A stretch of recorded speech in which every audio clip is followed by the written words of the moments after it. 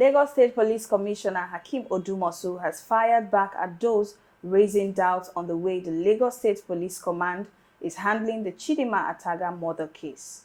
He was reacting to several speculations, particularly on various social media platforms. She was here, we recorded all her. So at CID, the night she was arrested, now we recorded all her. So even the lady that rented the place to her, now we recorded everything now. So we have that in, because if she's now saw, I think something as an afterthought, then if it's going to prove out. But anybody thinking that police, so maybe trying to give her a split or something, that person is saying it out of mischief. And it's highly discouraging. For us to have risked our life, to have carried out our professional callings now in getting her, instead of the action, what I've done now, being appreciated and being encouraged to get further. So maybe it's just a way of distracting police that when it's okay, when we castigate police, so then police will be discouraged. We'll not be able to go on long. No, we'll never be. So we are not leaving any stone unturned. We are not leaving any lead unfollowed. Any lead that we get. Chidinma Ojukwu, the 21-year-old UNILAG graduate, is changing her story.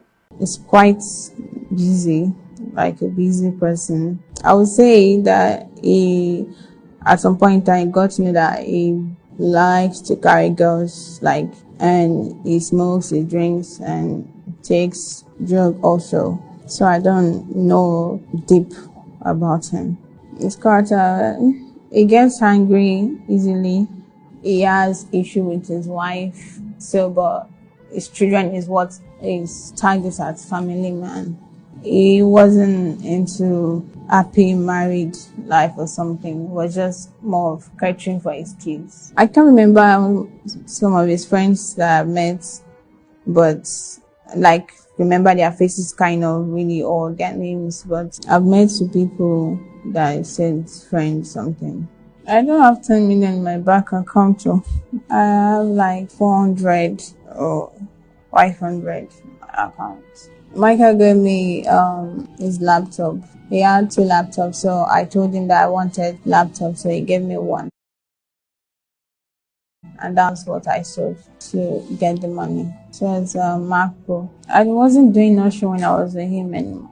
I was getting more from him than doing the ushering, so there was no need ushering. 2 times was okay, then he made payments. He sent 105. That was for 4 days. After I paid the money, so after 1 hour, he came. When he came, then we went to get food. We went out to eat and also get drinks. And we're just indoor, watching movie, drinking, smoking.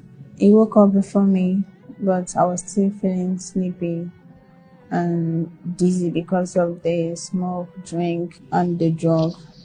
So he asked what I need, what we need. So I was we need to buy food and drug, because the drug that we brought already finished. He sent the money to their account. Why the other one, he gave me the card because I was trying to make payments and it didn't go through. So he gave me the card. I didn't have access to his card, but I know the PIN code. Before I was leaving, he stood up to lock the door. But when I got in, I was knocking. As there was no answer, I opened the door, was already open, it wasn't locked. And the duvet was on the floor, plus pillows. The bed, the couch was facing the door, and the bed was stained with blood already. The PIN code. Before I was leaving, he stood up to lock the door. But when I got in, I was knocking. As there was no answer, I opened the door, was already open, it wasn't locked. And the duvet was on the floor, plus pillows. The bed, the couch was facing the door, and the bed was stained with blood already, and the floor where he was blood, and then music was on, the TV was on. The room was already disarranged, like someone broke in. Then I saw him on the floor. I didn't know what to do. I took my things with his thing and left. I was afraid. I didn't know if I have raised alarm, they would have arrested me for doing it, because I and him were just the only people in the room. I just left. I was packing my things to leave. Then I noticed that my clothes was stained, so I changed it to another. I took the bag that contained his ID and documents, bank statements. My bag was already on the floor. I met my bag on the floor, and then they would have arrested me for doing it, because I and him were just the only people in the room. I just left. I was packing my things to leave. Then I noticed that my clothes was stained, so I changed it to another.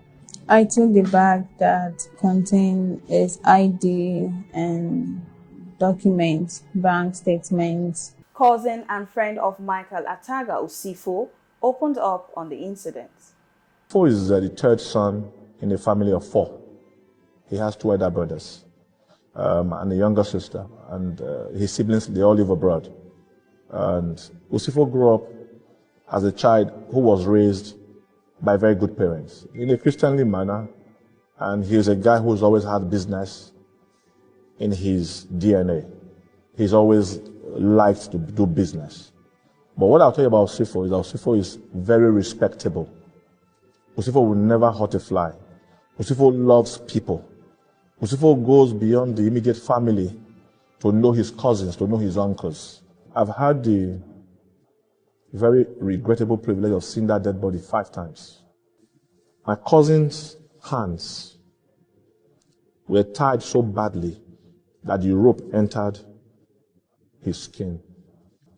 The rope is right there as an exhibit with the police. That binding could not have been done by that lady alone. Not possible. Even if he was drugged, it is not possible, because I saw the lady and I saw my cousin. I said, this is not possible. Apart from the fact that he was tied, there were multiple stabs on his body. That is correct. Multiple. So that story of 2 stabs and neck is not true. He was stabbed in other places. His leg. In fact, in Yaba mortuary, the attendants were so dramatic that they told us clearly, the stabbing here was so bad that it's a hole. The guy stuck his 2 fingers into my cousin's body in my presence. I am serious. The Doppler vein, he was stabbed here deliberately. So whether he was just stabbed on the neck, no, he was stabbed on the Doppler vein twice. He was stabbed on his body multiply. I was calling him before, from VGC to maybe Lekki phase 1. I called maybe like 6-7 times.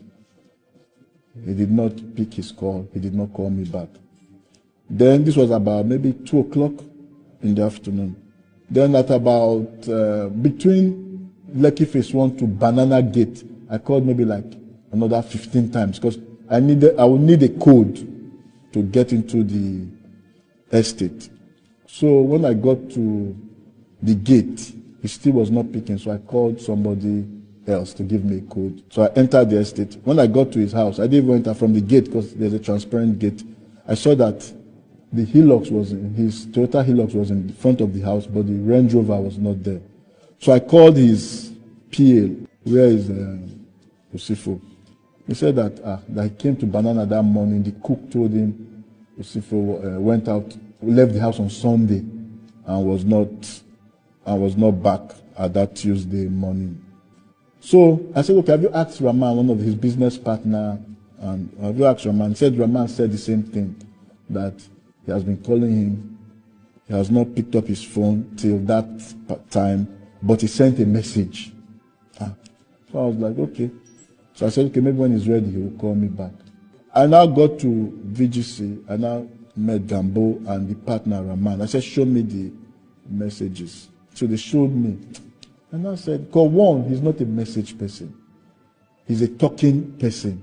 The English they use here, you see, if I won't use this kind of English to reply, something is wrong. I don't think this is useful. So we now decided that, okay, in the morning, the next day we'll try and do a search. The story continues. Blessing Raji, VOS TV News.